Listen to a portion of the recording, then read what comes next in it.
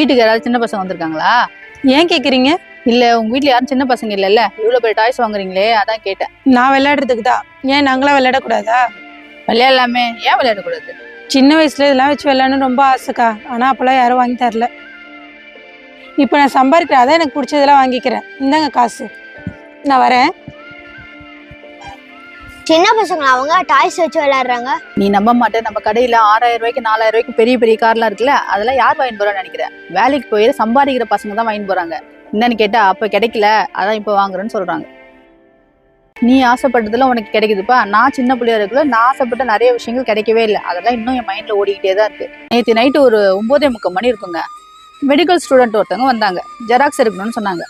நான் என்ன பண்ணேன், காலையில எடுத்து தரேன், இது க்ளோசிங் டைம்டா அப்படின்னு சொன்னேன். இல்லைக்கா தீசிஸ் காலையிலே சப்மிட் பண்ணணும்னு சொன்னாங்க. சரி மெடிக்கல் ஸ்டூடெண்ட்டாக இருக்காங்க, இப்போ நம்ம எடுத்து கொடுத்துருன்னு சொல்லிட்டு 5 நிமிஷத்துல நானும் எடுத்து கொடுத்துட்டேன். அந்த பொண்ணு என்ன பண்ணாங்க, ஃபோன்லேயே அவங்க அம்மா கிட்ட நான் ரெடி பண்ணதை ஒன்றால் ரெடி பண்ண முடியாதா, கண்ணா பின்னன்னு போட்டு அவங்க அம்மாவை திட்டிகிட்டே இருந்தாங்க. நான் இதுக்கு நடுவில் பேசாமல் நான் சிஸ்டம் ஷட் டவுன் பண்ண போகிறேன், பசங்க வீட்டில் பசியோடு இருக்காங்க அப்படின்னு சொல்லிட்டு நானும் சிஸ்டமாக ஷட் டவுன் பண்ணிட்டேன். இதை 4 தடவை சொல்லியிருக்கேன் அவங்கள்ட்ட. அந்த பொண்ணு பேசிட்டு இருந்த ஃபோனு ஸ்பீக்கரில் இருந்ததுனால அவங்க அம்மா ரெக்வஸ்ட் பண்ணி என்ன கேட்டாங்க, கொஞ்சம் எடுத்து கொடுத்துருங்கன்னு சொன்னாங்க. நானும் ஷட் டவுன் பண்ண சிஸ்டமை மறுபடியும் ஆன் பண்ணேன். நானும் 10-25 வரைக்கும் வெயிட் பண்ணேன். அந்த ஒரே ஒரு ஷீட் வரவே இல்லை. இதுக்கப்புறம் சரிப்பட்டு வராதுன்ட்டு அம்மா காலைல 8:30 மணிக்கெலாம் திறக்கிற ஜெராக்ஸ் கடைலாம் இருக்குது, 9 மணிக்கு தான் சப்மிட் பண்ணணும் அப்படின்னு சொல்லி நானும் ஷட் டவுன் பண்ணிட்டேங்க சிஸ்டத்தை. அவ்வளோதான். அந்த பொண்ணு ஃபோனை தூக்கி போட்டு கண்ணாபின்னு திட்ட ஆரம்பிச்சிருச்சு. நான் ஒரு டாக்டர் தெரியுமா, படிப்போட அருமை உங்களுக்கு தெரியுமா அப்படின்னு கண்ணாபின்னு திட்ட ஆரம்பிச்சிருச்சு. அந்த பொண்ணு டாக்டர்ன்ற ஒரே காரணத்துக்காக தான் 9:45 10:25 வரைக்கும் வெயிட் பண்ணேன். என்னோட அருமையாக அந்த பொண்ணுக்கு தெரியல, அந்த பொண்ணை டாக்டர் ஆக்குனாங்களே அவங்க அம்மாவோட அருமையாக அந்த பொண்ணுக்கு தெரியல. கடைக்காரங்கன்னா அவ்வளோ கேவலமாக போயிடும். படிப்போட அருமை தெரிஞ்சதுனால தான் நான் நைட்டு 10:25 வரைக்கும் நான் வெயிட் பண்ணேன். அன்னைக்கு அந்த பொண்ணு பண்ணிட்டு போன விஷயம் என்னை ரொம்பவே பாதிச்சிச்சு. இங்கே எத்தனையோ டாக்டர்ஸ் அன்பாகவும் ஆதரவாகவும் இருக்காங்க, ஆனால் அந்த பொண்ணுக்கு டாக்டர் நினப்பும் இல்லை, பொறுமையும் இல்லை. எனக்கு ரொம்பவே அந்த விஷயம் கஷ்டமாயிடுச்சுங்க. +2 ரிசல்ட் வந்துருச்சு பிள்ளைகிட்ட? ஆமாக்கா வந்துடுச்சு, மார்க் கம்மியாயிடுச்சுன்னு அம்மா ஒரே திட்டு. நீங்களாம் நல்லா இருக்குன்னு தான் திட்ட போறாங்க. உங்களுக்கு ஃபீஸ் கட்டுறதுக்கு அவங்க எவ்வளோ கஷ்டப்பட்டுருப்பாங்க.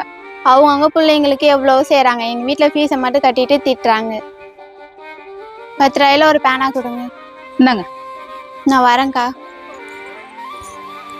உங்க பொண்ணு பேசுனது கேட்டிங்களா? கேட்டேன். ரொம்ப கஷ்டப்பட்டு படிக்க வச்சேன், மார்க் எல்லாத்துலயும் கம்மியா எடுத்திருக்கா. இப்போ எந்த காலேஜில் சேர்க்கறதுன்னு தெரியல. நான் ஒன்று சொல்ற தப்பா நினச்சிக்க மாட்டீங்களே? நம்ம கஷ்டப்பட்டு பிள்ளைங்களை வளர்க்குறோம், ஆனால் அவங்க அந்த கஷ்டத்தெல்லாம் புரிஞ்சுக்கிறதே இல்லை. நீங்க சொல்றதா உண்மை, என் உழைப்பு தான் வீணா போச்சு.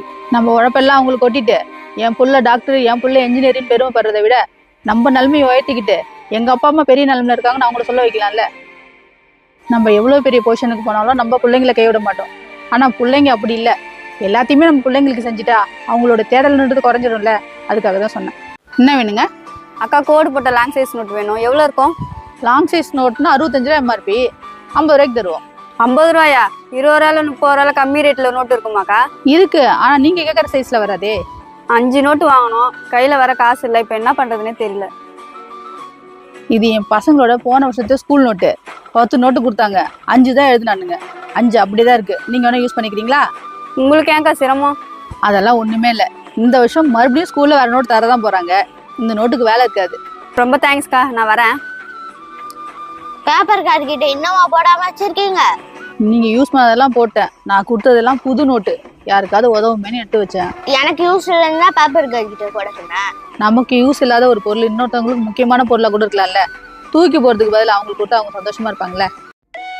இது உங்க கடையில் தான் வாங்கினேன், வேலையே செய்யல. இந்த டாய்ஸை நான் தானே செக் பண்ணி கொடுத்தேன், நல்லா தானே வேலை செஞ்சது. கரெக்டு தான், இங்க வேலை செஞ்சது, வீட்டுக்கு போனதும் வேலையே செய்யல. டாய்ஸ் எப்படியும் சின்ன பசங்க கையில போனோன்னே வீணாக்கிடுவாங்க, இதெல்லாம் தெரிஞ்ச விஷயம் தானே. அதுக்குன்னு காசு போட்டு வாங்குறோம், ஒரு மாசம் கூட வேலை செய்யலன்னா எப்படி? நீங்க பொருள் வாங்கின இடத்துல மாத்தி கொடுங்க.